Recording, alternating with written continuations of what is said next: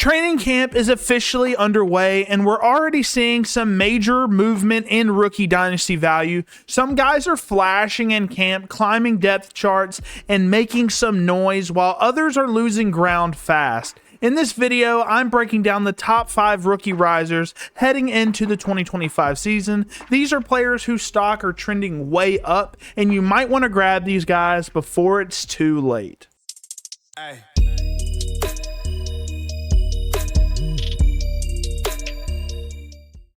All right, guys, the first guy that I want to go over is Jalen Royals for my Kansas City Chiefs. He's their wide receiver that they took in the 4th round. And, guys, I was super high on Jalen Royals pre-draft. I want to say he was my wide receiver 3 or 4 coming into the draft. I thought he was super talented. He reminded me a lot of DJ Moore. They're actually the exact same height and weight and got similar profiles in terms of how they play football. Jalen Royals is a yak monster. He's got great contact balance, and he's got some legit downfield speed as well. He's got some drop issues here and there and has troubles bringing in contested catches, but that's pretty much the only knocks that I had on him. But I've been watching a ton of Chiefs training camp, and man, he looks phenomenal. He looks really good. Obviously, Rashee Rice is going to be their primary slot guy, but he gets suspended more than likely before the season starts, even though he's been looking phenomenal in training camp as well. But if he gets suspended, I've said this in other videos, Jalen Royals could absolutely take over that slot position while Rashee's out. And I think Jalen Royals is going to be a fun weapon for Andy Reid and this offense. Now, you look at the stats at Utah State. He's a small school guy, 834 receiving yards and 6 touchdowns. That doesn't look anything crazy, but he did that in only 9 games, and he had some huge games, especially against Boise State, a ranked team that made the college football playoff.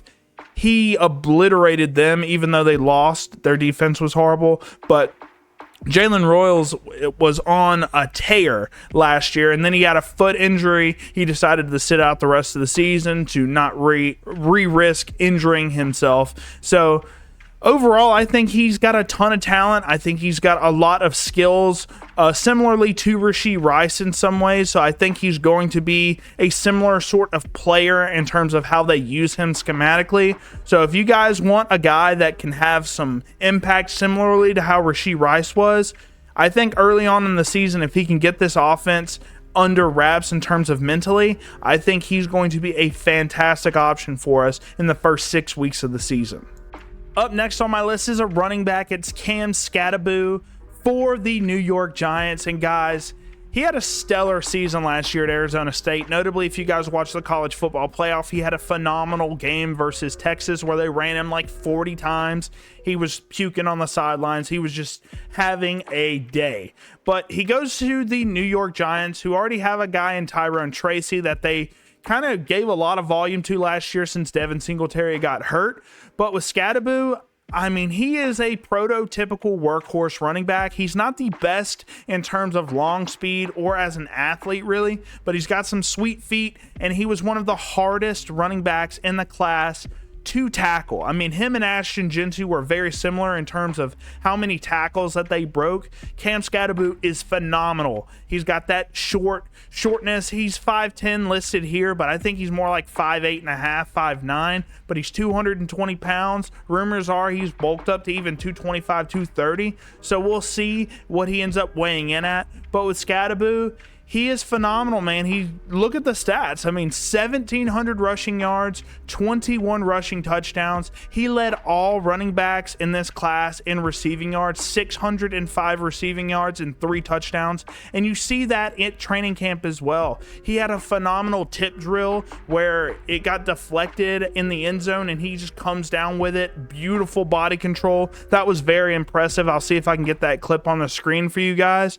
But he's making waves in camp, and he doesn't really have much to work with. I know I mentioned Tyrone Tracy, but I kind of view him as more of a hybrid back, kind of a guy that can catch it out of the backfield. But Skattebo can also do that while also being this physical runner in between the tackles. So I think he could be your RB1 in this offense, maybe a little 1A, 1B action with Tyrone Tracy. I just think Skattebo is going to be more consistent of a runner, and I think that's why he's going to get a consistent amount of volume, probably around week 8, week 9, and onwards, once they figure out who's the better back. They picked him in the 4th round. I thought he might be a 3rd round guy, but on film, he wasn't the best athlete, which limits him in terms of his draft capital, which is why I think he fell to the 4th round. But with him, I think he's going to be a workhorse running back. He could just be the next Rex Burkhead. I think he's better than Rex Burkhead, but we'll see what he does. He reminds me a lot of Marshawn Lynch in some ways, so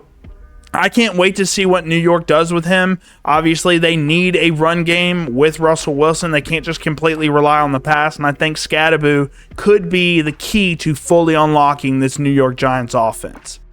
All right, guys, if you watched my rookie rankings, my top 50 rookie rankings, you saw that Jalen Milroe for the Seattle Seahawks was in my B tier, and one of the reasons for that is all of the buzz around him in camp has all been extremely positive. There are some real big Seahawks fans that truly believe Jalen Milroe will start more than 4 or 5 games this year, which I don't personally think that. I think he's very raw as a passer, but obviously if you look at the stats there, guys, 726 rushing yards and 20 rushing touchdowns last year at Alabama. Obviously in 13 games, 16 touchdowns, 11 interceptions. He was under a new system, a pro-style spread type of offense, and he was really struggling with that concept. He just really wasn't figuring out his reads or progressing very well, and his accuracy was all over the place. But apparently in camp, he's been showcasing some really good accuracy, and the Seahawks clearly believed in what they saw on film because they took him in the 3rd round. There was a lot of value in the 3rd round, guys, and they were like, we're going to take a flyer on Jalen Milroe. Everything that I've seen in interviews of him as well have been very positive. He seems like he loves the game. He's really studious as well, so very curious as to how they're going to utilize Jalen Milroe this year. I think he's going to be utilized a lot on the red zone, basically utilizing his legs. I wouldn't be surprised if Jalen Milroe gets 4, maybe 5 rushing touchdowns this year if the Seattle Seahawks offense gets in the red zone a decent amount of the time. But the upside with Jalen Milroe is absolutely incredible. And if you guys want to take a flyer on him in the 3rd round of your rookie drafts, if you haven't done that yet, I think you guys can get a steal in 2026, 2027 with this guy. I've been saying it all offseason. Kyle Williams is going to be a star. I've been saying it since he was projected to be a 5th, 6th round pick. Out of Washington State, guys, Kyle Williams showcased so much good for me on film. The releases, the route running chops, the yak ability, the deep downfield speed. I mean, he is a burner, and you saw that in camp, guys. You saw how the Patriots are utilizing him. If you haven't, go check out some of their camp film. He has been killing it. He's been running with the ones, and he's going to probably be the wide receiver 2 in this offense. And if Stephon Diggs struggles, guys, he's going to be the wide receiver 1 in this offense with a young quarterback in Drake May who is slinging the ball around the field. You see the stats. Almost 1,200 receiving yards and 14 touchdowns at Washington State, where, they didn't really have the best offense. They had Mateer over there, but, the offense just kind of struggled. And with Kyle Williams, guys, he's a stud. I mean, you saw that he went all the way in the 3rd round. I thought he was going to be a day 3 pick, but the Patriots basically picked him a little bit ahead of schedule just because they saw what they saw on film. Same thing that I saw on film with Kyle Williams. He's 5'11", 190 pounds. It's a little slender for me, but guys, he is a yak menace, and he's got so many NFL tools that are going to show out on Sundays.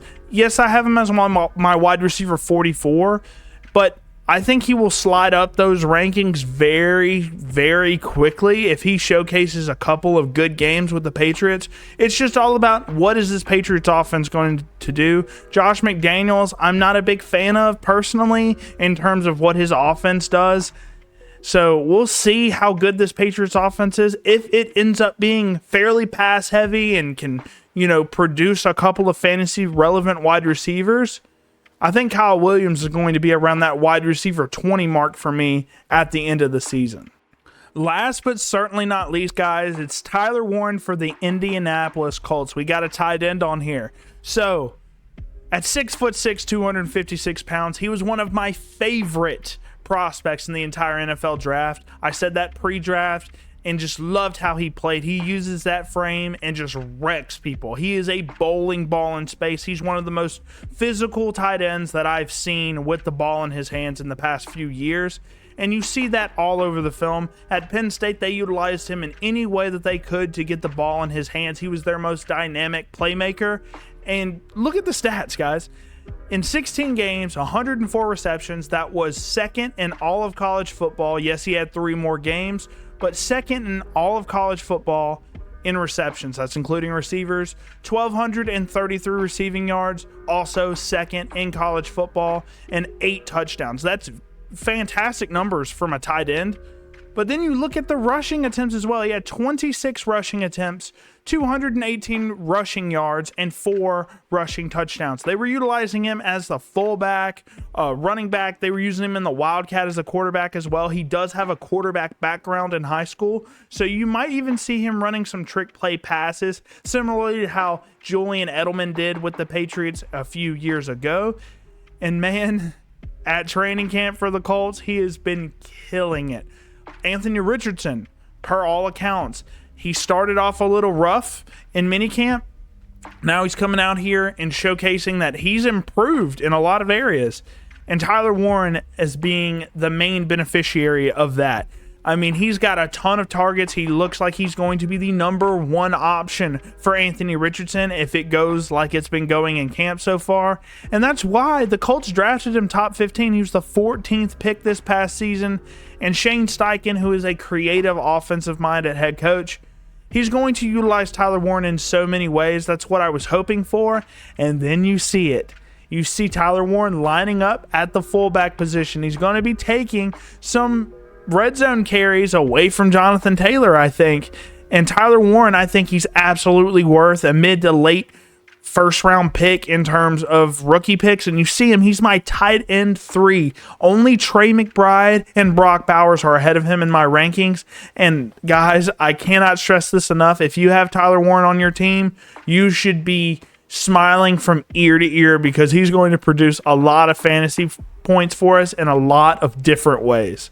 Those are my top 5 risers, but we're just getting started. The preseason is right around the corner, and values are going to keep shifting fast. If you've enjoyed the breakdown, be sure to like the video, subscribe to the channel, and drop your biggest riser in the comments. And if you want even deeper rookie talk, join the Bobby's Big Board Discord. The link is down below as always. Thank you guys for watching, and I'll catch you guys in the next one.